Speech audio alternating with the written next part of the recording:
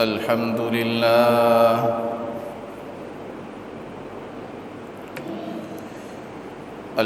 لله نحمده ونستعينه ونستغفره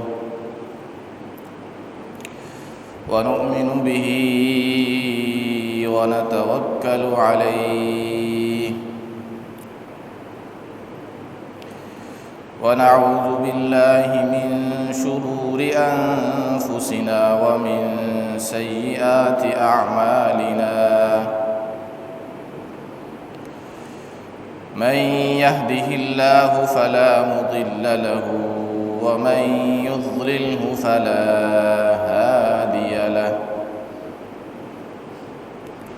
ونشهد أن لا إله إلا الله وحده لا شريك له ونشهد أن سيدنا ومولانا محمدًا عبده ورسوله أما بعد فأعوذ بالله من الشيطان الرجيم بسم الله الرحمن الرحيم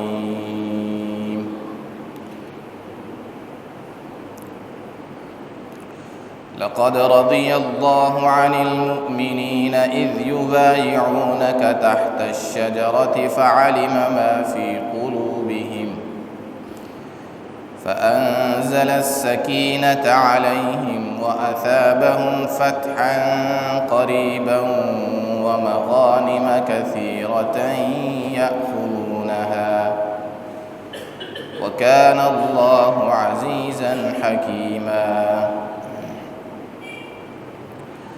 صدق الله العظيم وصدق رسوله النبي الكريم ونحن على ذلك لمن الشاهدين والشاكرين والحمد لله رب العالمين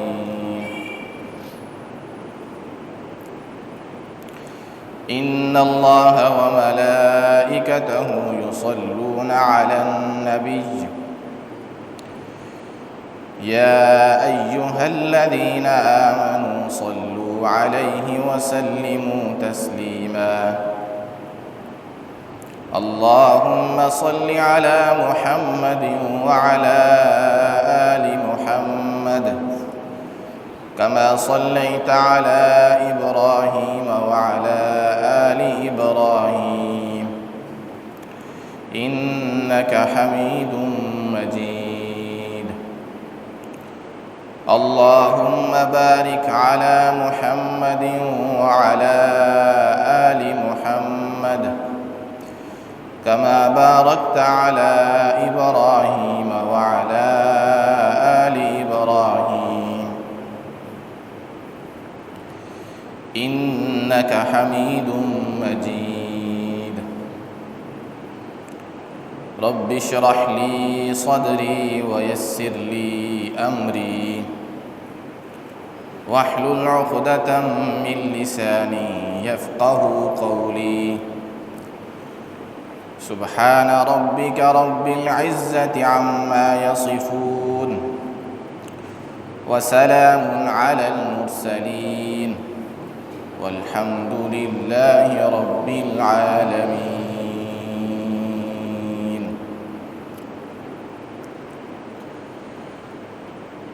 حضرات گرامی،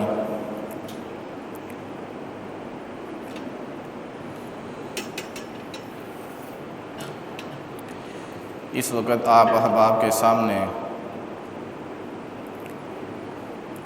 قرآن مجید کی سورۃ الفتح اس کی 2 آیتیں تلاوت کی ہیں۔ ان آیات کے اندر اللہ تعالیٰ نے اس واقعے کا تذکرہ کیا ہے جس کو ہم صلح حدیبیہ کے نام سے جانتے ہیں۔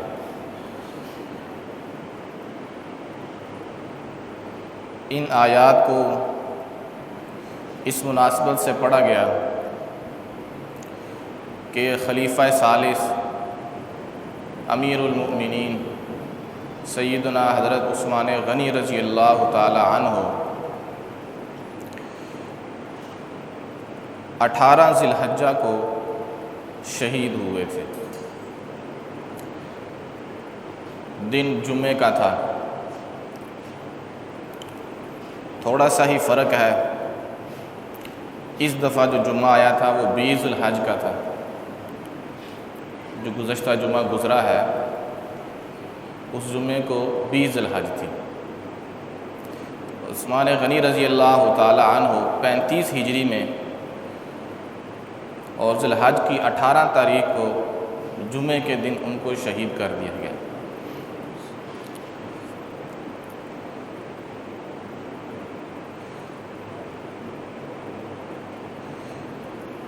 اس مناسبت سے میں کچھ باتیں آپ سے عرض کر دوں گا۔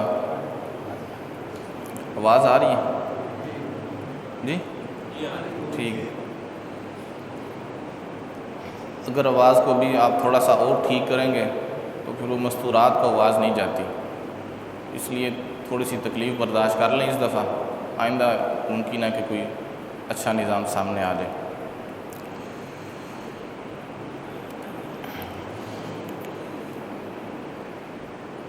حضرت ابو بکر، حضرت عمر، حضرت عثمان، حضرت علی رضی اللہ عنہم اجمعین، ان چاروں کی ایک اپنی خصوصیت ہے،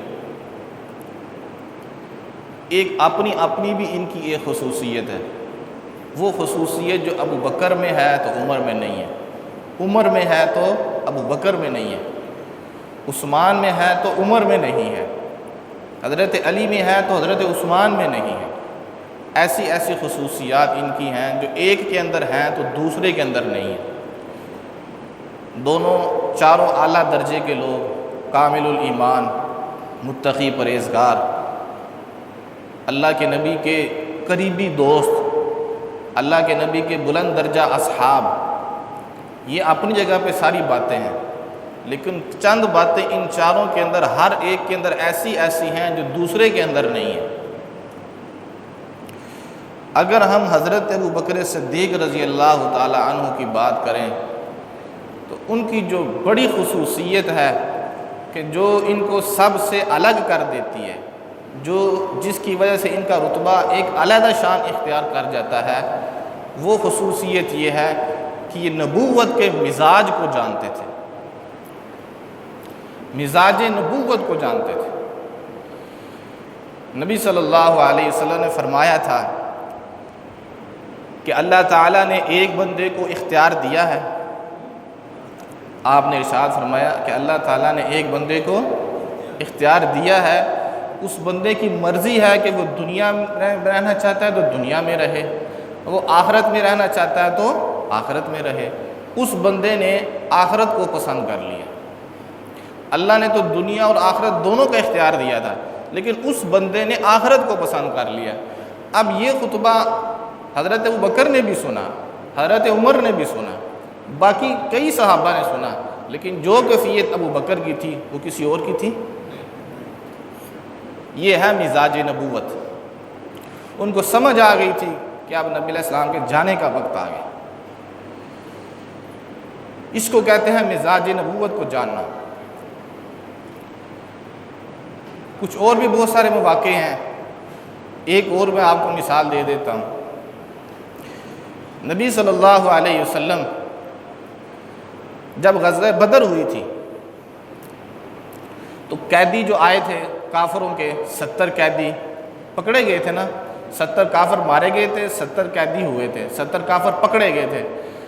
تو نبی صلی اللہ علیہ وسلم نے یہ پوچھا کہ بھائی ان 70 قیدیوں کو اب کیا کرنا ہے؟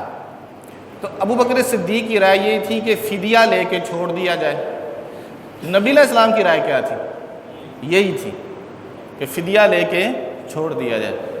حضرت عمر کی رائے یہ نہیں تھی، حضرت عمر کی رائے یہ تھی نہیں، ان کو قتل کیا جائے۔ اگرچہ بعد میں اللہ کو وہی رائے پسند آئی جو حضرت عمر کی تھی، لیکن ابو بکر صدیق کی رائے وہی تھی جو مصطفیٰ کی رائے تھی۔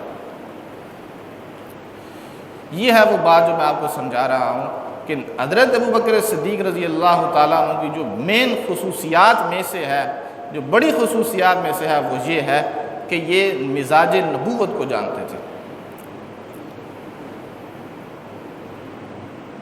ہجرت کے موقع پہ کتنے صحابہ تھے؟ اگرچہ تھوڑے ہی تھے، سینکڑوں کے اندر تھے، 200 300 اتنے ہوں گے، 700 تھے جی، سینکڑوں میں ہیں۔ تو آپ صلی اللہ علیہ وسلم نے کس کا انتخاب کیا؟ ابوبکر صدیق۔ حضرت ابوبکر صدیق رضی اللہ تعالیٰ عنہ کا نبی علیہ السلام نے ہجرت کے لیے انتخاب کیا کہ میں ہجرت کے اندر جو میں نے ہجرت کا سفر کرنا ہے اس میں میرا رفیق بن سکتا ہے تو ابوبکر صدیق بن سکتا ہے۔ یہ تو ہوگی حضرت ابوبکر صدیق کی بات۔ حضرت عمر فاروق رضی اللہ تعالیٰ عنہ کا مزاج اس طرح تھا، کسی کی پرواہ نہیں کرنی، جو بات سمجھ آ گئی ہے اب وہ صحیح ہے کہ غلط ہے، اب اس کے اوپر قائم رہنا ہے، قطع نظر اس کے کہ وہ صحیح ہے کہ غلط، بس ڈٹ جانا ہے، مضبوطی کے ساتھ ڈٹ جانا ہے۔ اور جو بندہ مضبوط ہو جائے، ڈٹ جائے نا، اس سے دنیا ڈرتی ہے، اس سے دنیا ڈرتی ہے۔ آپ نے کسی صحابی کے بارے میں یہ سنا ہے کہ یہ وہ صحابی ہے کہ جس راستے سے یہ گزر جائے تو شیطان وہ راستہ چھوڑ دیتا ہے؟ سنا ہے کسی صحابی کے بارے میں؟ سوائے حضرت عمر کے، سوائے حضرت عمر کے۔ اس وجہ سے کہ جو ذہن میں ٹھیک آ گیا اس کے اوپر ڈٹ جانا ہے، دین کی بات جو سمجھ آ گئی ڈٹ، ہاں غلطی ہوگی تو پھر پیچھے ہٹ جانا ہے، غلطی ہوگی تو پھر پیچھے بھی ہٹ جانا ہے۔ یہ ابوبکر صدیق عمر فاروق رضی اللہ تعالیٰ عنہ کی خاصیت تھی۔ یہی وجہ ہے کہ ایک دفعہ نبی صلی اللہ علیہ وسلم، ایک دفعہ کچھ اور بچیاں جو ہے نا وہ کچھ شعر و اشعار پڑھ رہی تھی، ظاہر وہ شعر و شاعری کا وہ اس وقت بہت رجحان تھا عربی کے اندر، وہ ان کو اپنے باپ دادا کے نسب اور بڑے بڑے کارنامے یاد تھے، اور کچھ دف بھی بجا رہی تھی، وہ ایک دف ہوتا ہے ایسے کر کے جو بجایا جاتا ہے، وہ بھی بجا رہی تھی اور اشعار بھی پڑھ رہی تھی۔ نبی علیہ السلام آئے تو وہ اسی طرح بجاتی رہیں اور پڑھتی رہیں۔ ابوبکر صدیق رضی اللہ تعالیٰ عنہ وہ اسی طرح بجاتی رہیں اور پڑھتی رہیں، اور جب عمر فاروق رضی اللہ تعالیٰ عنہ انہوں نے فوراً دف اپنے نیچے رکھ دیا اور شعر پڑھنا بھی چھوڑ دیا۔ دیکھ لیں آپ، نبی علیہ السلام بھی آ رہے ہیں اور ابوبکر صدیق بھی آ رہے ہیں، لیکن عمر فاروق آئے ہیں تو بس سب کی ہوا ہی نکل گئی۔ تو شیطان ایسے تو نہیں پھر ڈر رہا تھا۔ تو ان کے اندر یہ ایک خصوصیت تھی کہ جو بات ذہن کے اندر ٹھیک محسوس ہوگی اس کے اوپر ڈٹ جانا ہے، کسی کی کوئی پرواہ نہیں کرنی، جب بات سمجھ آ جائے تو پھر پیچھے بھی ہٹ جانا ہے۔ اس کی پھر مثال وہی ہے جو نبی صلی اللہ علیہ وسلم کی وفات کے موقع پر ان کی کیفیت تھی کہ یہ کہتے تھے کہ نبی علیہ السلام کی وفات نہیں ہوئی، جو کہتے ہیں نبی علیہ السلام کی وفات ہوگی میں اس کی گردن اڑا دوں گا، میں اس کو قتل کر دوں گا۔ آپ کی بات صحیح تھی کہ غلط؟ غلط تھی نا، نبی علیہ السلام کی وفات تو ہو گئی تھی۔ تو پھر بعد میں حضرت ابوبکر صدیق رضی اللہ تعالی عنہ نے قرآن مجید کی آیت پڑھ کر سمجھایا، وما محمد الا رسول قد خلت من قبلہ الرسل افإن مات او قتل انقلبتم على اعقابکم ومن ينقلب على عقبیہ فلن یضر اللہ شیئا وسیجزی اللہ الشاکرین۔ جب یہ آیت، اب چونکہ آپ عربی نہیں جانتے، عمر فاروق اور بھی جانتے تھے، جب عمر فاروق رضی اللہ تعالیٰ عنہ نے یہ آیت سنی اور ان کو اسی وقت سمجھ آ گئی کہ واقعی جو ابو بکر کہہ رہا ہے بالکل ٹھیک کہہ رہا ہے، اور عمر فاروق اسی وقت گر پڑے تھے، اسی وقت گر پڑے تھے۔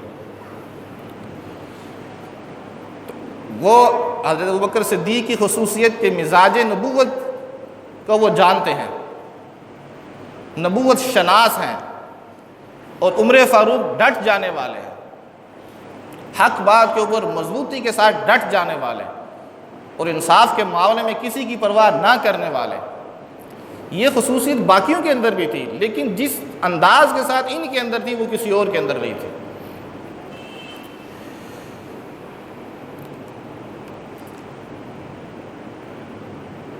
اب وہ بڑے لوگ تھے، ہمارے والد صاحب کے اندر بھی قریب قریب یہ بات تھی، بس ان کو جو بات سمجھ آ گئی ہے نا دین کے معاملے میں یا کوئی بھی بات، اس کے اوپر قائم رہنا۔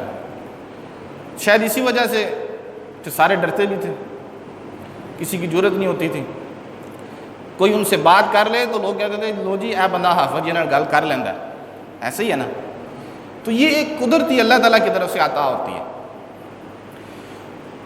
حضرت عمر فاروق کا درجہ تو بہت بلند، بہت بلند۔ اسی وجہ سے نبی علیہ السلام نے فرمایا تھا کہ جو میری امت کے اوپر فتنے آنے ہیں، ان فتنوں کے درمیان اور میری امت کے درمیان ایک دروازہ ہے، وہ دروازہ عمر ہے۔ جب عمر اس دنیا سے اٹھ جائے گا پھر میری امت کے اوپر فتنے آئیں گے۔ اس کے وجود کی وجہ سے فتنے رکے ہوئے تھے۔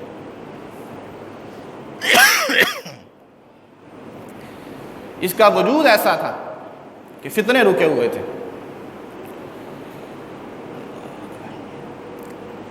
اب اس کے بعد آتے ہیں حضرت عثمان غنی کی طرف رضی اللہ تعالیٰ عنہ۔ حضرت عثمان غنی رضی اللہ تعالیٰ عنہ کے اندر جو واضح پہلو تھا، سب سے واضح پہلو وہ تھا حیا والا اور اللہ کے راستے میں خرچ کرنے والا۔ حیا والا اور اللہ کے راستے میں خرچ کرنے والا، اس میں وہ اپنی مثال آپ تھے۔ کسی اور کو ان کی مثال کا قرار دینا یہ مناسب ہی نہیں ہے۔ نبی صلی اللہ علیہ وسلم حضرت عائشہ صدیقہ رضی اللہ تعالی عنہا کے بستر پر تشریف فرما تھے۔ حضرت ابوبکر صدیق آئے، وہ نبی علیہ السلام کے سسر تھے، عائشہ صدیقہ رضی اللہ تعالی عنہا کے والد تھے۔ تو نبی علیہ السلام ویسے ہی رہے جیسے آپ کی کیفیت لیٹنے کی تھی، جس طرح ایک خاوند اپنی بیوی کے ساتھ ایک بے تکلف، جس میں کوئی تکلف نہ ہو، ایسے بیٹھا ہوتا ہے، ایسے ہی نبی علیہ السلام بیٹھے ہوئے تھے۔ پھر حضرت عمر فاروق آئے تو نبی علیہ السلام ویسے ہی تشریف فرما تھے۔ ممکن ہے کہ یہ واقعہ پردے کے حکم نازل ہونے سے پہلے کا ہو، اور حضرت عمر فاروق نے بھی اپنی بات کی اور چلے گئے۔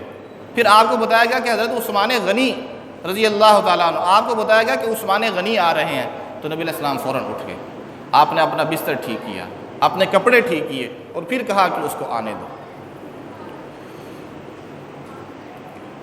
پھر فرمایا کہ اس کو آنے دو۔ اب حضرت عائشہ تو سارا کچھ دیکھ رہی تھی، ابو بکر بھی آئے، عمر بھی آئے، عثمان بھی آئے۔ عائشہ صدیقہ نے تو سارا کچھ دیکھا ہے، ابو بکر نے عمر کو نہیں دیکھا، عمر نے عثمان کو نہیں دیکھا، عائشہ صدیقہ نے سارا کچھ دیکھا۔ تو بعد میں پھر عائشہ صدیقہ رضی اللہ تعالیٰ نے پوچھا، یا رسول اللہ میرے والد بھی آئے تھے، عمر بھی آئے تھے، لیکن آپ تو ہلے بھی نہیں تھے، لیکن عثمان کی باری آپ کو کیا ہوا تھا؟ تو روایت میں پھر دو طرح کے الفاظ آتے ہیں۔ نبی علیہ السلام نے فرمایا میں اس بندے سے حیا کیوں نہ کروں جس سے رب کے فرشتے حیا کرتے ہیں۔ اور ایک روایت میں یہ آتا ہے، نبی علیہ السلام نے فرمایا کہ عثمان بڑا حیا والا آدمی ہے، مجھے یہ ڈر تھا کہ اگر میں ویسے ہی لیٹا رہتا تو وہ حیا کی وجہ سے اپنی بات نہ کر سکتا۔ اس کے اندر اتنی حیا تھی کہ وہ حیا کی وجہ سے اپنی بات نہ کر سکتا اور ایسے کا ایسے ہی چلا جاتا، تو اس لیے پھر میں نے اپنے آپ کو ٹھیک کیا تاکہ وہ اپنی بات کر سکے۔ تو ابوبکر صدیق کے پاس جائیں تو مزاج نبوت کو جاننے والا، عمر فاروق کے پاس آئیں تو حق اور عدل کے اوپر ڈٹ جانے والا، عثمان غنی کے پاس آئیں تو حیا کا پیکر اور اللہ کے راستے میں خرچ کرنے والا۔ اب اللہ کے راستے میں خرچ کرنا، یہ تو اب ان کی اتنی مثالیں ہیں وہ بیان سے باہر ہیں۔ جو سب سے بڑی انہوں نے اللہ کے راستے میں خرچ کیا تھا وہ غزوہ تبوک کے موقع پر کیا تھا۔ اب مجھے اس کے صحیح عدد تو یاد نہیں ہے، سینکڑوں کے حساب سے اونٹ تھے، ان کے اوپر غلہ تھا، درم تھے، دینار تھے، گنا نہیں جا سکتا، اتنا کچھ انہوں نے اللہ کے راستے میں دیا تھا۔ اور نبی صلی اللہ علیہ وسلم حضرت عثمان غنی رضی اللہ تعالی عنہ کے جو دینار تھے نا، جو انہوں نے اللہ کے راستے میں دیے تھے، آپ اپنی جھولی کے اندر ان دیناروں کو لے کے ایسے ایسے کرتے تھے۔ آپ کو پتہ ہے وہ پھر اس کی آواز آتی ہے، سونے کے دینار، ان کی آواز آتی ہے، تو آپ اس کو ایسے ایسے کرتے تھے اور فرماتے تھے ما ضر عثمان ما عمل بعد اليوم، آج کے بعد عثمان جو کچھ مرضی کر لے کوئی عمل اس کو نقصان نہیں پہنچا سکتا، جو کچھ مرضی کرے۔ اس نے اتنا اللہ کے راستے میں دے دیا، اب وہ جو کچھ مرضی کرے۔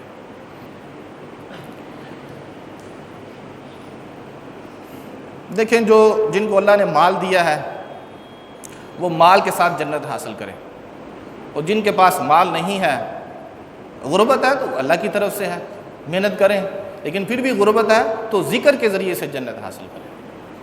آپشن دونوں موجود ہیں، اگر مال ہے تو مال کے ذریعے جنت حاصل کریں، لٹائیں اللہ کے راستے میں، لیکن اگر مال نہیں ہے تو پھر ذکر کے ذریعے سے جنت حاصل کریں۔ اللہ کا ذکر جتنا ہو سکتا ہے وہ حاصل کریں، وہ ذکر کرتے چلے جائیں. مال ہے تو مال خرچ کریں. اگر مال اتنا نہیں ہے، اپنی ہمت اتنی ہے ہی نہیں، بمشکل آپ کی ضروریات زندگی ہی پوری ہو رہی ہیں، تو پھر ذکر کریں. ذکر کی کوئی حد نہیں ہے، ذکر کی کوئی حد نہیں ہے، اس کے لیے کوئی قید نہیں ہے. جب چاہیں جتنا چاہیں آپ کر سکتے ہیں، اس کے لیے کوئی حد نہیں ہے. اس کے بعد آئے حضرت علی رضی اللہ تعالیٰ عنہ کی طرف. حضرت علی رضی اللہ تعالیٰ عنہ میں جو ہمیں دو چیزیں خصوصیت کے ساتھ نظر آتی ہیں، وہ ہے نمبر 1 بہادری. غزوہ بدر، احد، خندق، جس جنگ کو بھی آپ اٹھا کے دیکھ لیں، حضرت علی پہلی صف کے اندر نظر آئیں گے. بہادری میں آپ حضرت علی کا ہی نام سنیں گے. بہادری. اور دوسرے نمبر پر علم. ان کا علم مسلم ہے، اور اس کی نشانی یہ ہے کہ نبی صلی اللہ علیہ وسلم نے ان کو یمن کا قاضی بنایا تھا. اپنی زندگی مبارک کے اندر نبی صلی اللہ علیہ وسلم نے ان کو یمن کا قاضی بنایا تھا. قاضی صاحب علم ہونا چاہیے، صاحب فراست، مضبوط اعضاء، مضبوط علم، کسی کی پرواہ نہ ہو. اگر قاضی کمزور ہو گیا تو فیصلے کیسے ہوں گے؟ تو حضرت علی رضی اللہ تعالیٰ عنہ کے اندر جو خصوصیات واضح طور پہ نظر آتی ہے، وہ ایک ان کی بہادری ہے اور ایک ان کا علم ہے. اور آپ یہ بات دیکھیں گے، اگر آپ اس کا دیکھنا شروع کریں تو آپ کو یہ بات نظر آئے گی.